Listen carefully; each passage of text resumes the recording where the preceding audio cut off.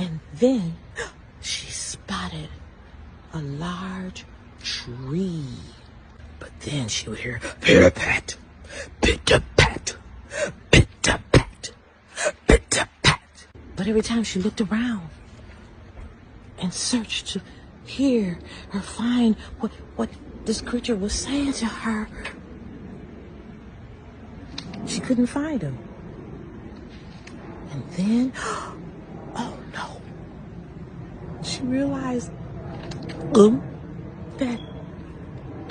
that strange creature was a wolf. So she swooped up her flowers and started pit-patting, all the way home. Pit-pat, pit-pat. She tried to run as fast as she could. Pit-pat, pit-pat, pit-pat. And she finally